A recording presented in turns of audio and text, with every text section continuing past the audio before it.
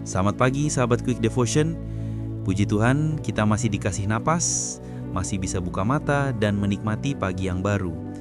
Setiap kali pagi datang, sebenarnya itu tanda bahwa Tuhan belum selesai sama kita. Dia masih punya rencana, masih mau berbicara, dan masih mau memulihkan. Hari ini kita mau renungkan satu hal yang sering banget terjadi dalam hidup orang percaya, yaitu saat kita kepleset di jalan lurus. Udah tahu jalan benar, udah niat hidup kudus, tapi entah kenapa tetap aja jatuh. Pernah nggak sih kamu ngalamin itu? Kalau iya, hari ini kita mau belajar bareng-bareng bahwa Tuhan nggak ninggalin kita saat kita kepleset. Justru di situ Dia ngajarin sesuatu yang dalam banget. Tapi sebelumnya, yuk kita mulai dengan doa. Tuhan Yesus, terima kasih buat pagi yang baru. Kami datang dengan hati yang mungkin nggak sempurna, tapi kami rindu Engkau berbicara. Lembutkan hati kami, supaya waktu kami dengar firman-Mu, kami nggak cuma ngerti, tapi sungguh-sungguh diubahkan. Dalam nama Tuhan Yesus kami berdoa, amin. Mari kita buka Amsal 24 ayat 16. Sebab 7 kali orang benar jatuh, namun ia bangun kembali, tetapi orang fasik akan roboh dalam bencana. Ayat ini ngasih pesan yang kuat banget. Orang benar pun bisa jatuh. Bahkan yang hatinya tulus, yang hidupnya lurus, tetap bisa salah langkah. Tapi bedanya, orang benar itu nggak tinggal di situ. Dia bangun lagi karena hatinya masih nempel sama Tuhan. Saya mau jujur aja ya. Ada masa di hidup saya pikir kalau saya sudah doa tiap hari, pelayanan, dan gak bikin dosa besar, berarti saya lagi di jalan lurus. Saya pikir, ya sudah, aman lah. Tapi ternyata justru di momen-momen kayak gitu, saya pernah kepleset. Saya ingat, waktu itu saya baru selesai pelayanan. Hati penuh semangat, tapi tiba-tiba seseorang ngomong hal yang nyakitin. Refleks saya marah. Padahal sebelumnya, saya baru aja ngomong di depan orang lain soal mengampuni. Ironis banget kan? Dan di situ, saya sadar kadang kita bukan jatuh karena dosa besar, tapi karena kita mulai merasa kuat tanpa Tuhan. Kadang, kepleset itu nggak selalu dosa yang kelihatan besar. Bisa lewat kata-kata kecil yang nyakitin orang, sikap sombong halus, malas berdoa, atau mulai dingin sama Tuhan. Dan yang lebih berbahaya, kita sering nggak sadar kita udah mulai tergelincir. Seperti orang jalan di trotoar yang licin, kita nggak niat jatuh, tapi karena nggak hati-hati, akhirnya terpleset juga. Sama kayak hidup rohani, kalau kita nggak sadar, hati bisa licin karena ego, kesibukan, atau rasa cukup diri sendiri. 1. Kepleset itu bisa karena lupa kalau jalan lurus pun tetap butuh pegangan Tuhan. Karena kita pikir, aku udah tahu kok arah hidupku, aku nggak kayak dulu lagi. Tapi Tuhan ingin kita sadar, setiap langkah tetap perlu pegangan tangannya. Kayak anak kecil yang jalan di jalan datar, tapi tetap pegang tangan orang tuanya. Bukan karena jalannya susah, tapi karena dia tahu tangan itu sumber keamanan. Begitu juga kita. Jalan boleh lurus, tapi tanpa pegangan Tuhan, kita tetap bisa jatuh. Kadang, justru di jalan yang lurus, kita paling gampang lengah. 2. Kepleset bukan akhir, tapi undangan untuk kembali dekat. Waktu saya sadar saya udah salah, saya sempat merasa malu banget. Saya sempat berpikir, Tuhan pasti kecewa banget sama aku.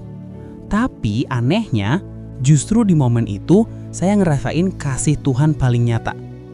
Dia nggak marah, tapi kayak berbisik lembut. Ayo bangun lagi, aku nggak pergi kok. Momen jatuh itu ternyata jadi waktu Tuhan ngajarin kerendahan hati. Bahwa hidup benar itu bukan soal nggak pernah salah, tapi tentang mau belajar dan bangkit lagi. Kadang Tuhan izinkan kita kepleset supaya kita sadar kita masih butuh Dia, bukan cuma waktu susah, tapi juga waktu segalanya baik-baik aja. 3. Jangan tinggal di tempat kamu jatuh. Saya tahu ada banyak orang yang berhenti di titik salah, merasa nggak layak lagi, merasa Tuhan udah kecewa. Padahal justru itu waktu terbaik buat balik lagi ke pelukannya. Yesus nggak datang buat orang yang nggak pernah jatuh. Dia datang buat orang yang sadar dia butuh diselamatkan. Waktu Petrus menyangkal Yesus 3 kali, dia pikir semua udah berakhir. Tapi Yesus datang lagi buat dia, nyalain api, masak ikan, dan bilang, "Petrus, apakah engkau mengasihi aku?" Itu bukti bahkan kalau kita kepleset pun, Tuhan masih siap memulihkan. Dia bukan cuma mau kita berdiri lagi, tapi juga mau kita berjalan lebih dalam bersamanya. Mungkin kamu lagi di titik itu sekarang. Mungkin kamu merasa, aku udah berusaha hidup benar, tapi kok malah jatuh juga ya? Jangan menyerah. Mungkin Tuhan lagi ngajarin sesuatu yang lebih dalam dari sekedar berbuat baik. Dia lagi ngajarin bergantung penuh pada kasih karunia-Nya.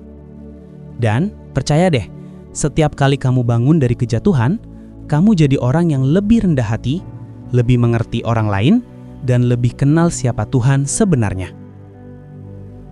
Kepleset bukan berarti gagal, tapi bagian dari proses dibentuk. Bayangin tanah liat di tangan tukang periuk. Kalau lagi dibentuk, kadang adonan itu terlalu lembek dan bentuknya rusak. Tapi sang pembuat nggak langsung buang.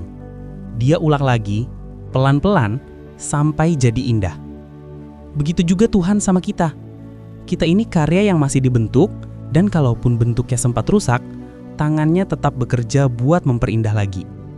Jadi, kalau hari ini kamu ngerasa udah kepleset, bangun lagi. Jangan malu datang ke Tuhan. Jangan biarkan rasa bersalah bikin kamu jauh. Karena kasih karunia Tuhan itu bukan buat orang sempurna, tapi buat orang yang mau jujur datang dan bilang, "Tuhan, aku jatuh lagi, tapi aku mau bangun sama Engkau." Mari kita berdoa bersama. Kalau kamu bisa, tenangkan hati dan ikut dalam doa ini. Tuhan Yesus, terima kasih buat kasih-Mu yang gak pernah berubah. Kadang kami jatuh bahkan di jalan yang Engkau tunjukkan. Kami minta ampun kalau kami sombong, kalau kami jalan sendiri tanpa Engkau. Tolong kami untuk belajar rendah hati, belajar terus bergantung padamu. Kami juga berdoa buat setiap sahabat yang sedang sakit hari ini, baik secara fisik maupun hati yang sedang luka. Tuhan jamah dengan kuasa-Mu, pulihkan tubuh dan jiwa mereka. Berikan kekuatan baru, pengharapan baru, dan sukacita yang dari surga. Kami berdoa juga untuk bangsa kami, Indonesia. Tuhan, berkatilah para pemimpin, jagalah negeri ini dengan damai sejahtera-Mu. Jadikan Indonesia tanah yang dipenuhi kebenaran dan kasih Tuhan. Dan bagi setiap hati yang hari ini terbuka, katakan bersama, Tuhan Yesus, aku terima Engkau sebagai Tuhan dan Juru Selamat hidupku. Mulai hari ini, aku mau hidup dalam kasih dan pengampunan-Mu. Terima kasih Tuhan, kami percaya hari ini Engkau akan menyertai kami dari pagi sampai malam nanti. Dalam nama Tuhan Yesus, kami berdoa. Amin. Terima kasih sudah ikut Saat Teduh Pagi ini bareng Quick Devotion.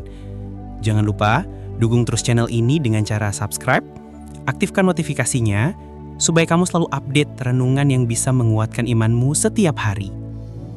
Dan bagi sahabat yang tergerak untuk mendukung pelayanan ini melalui persembahan kasih, kamu bisa menyalurkannya lewat nomor rekening yang ada di deskripsi video ini. Tuhan Yesus memberkati kamu hari ini. Ingat, jatuh bukan akhir, kepleset bukan gagal. Selama kamu mau bangkit lagi bersama Tuhan, hidupmu masih dalam rencananya. Sampai jumpa di video berikutnya. Tuhan Yesus memberkati.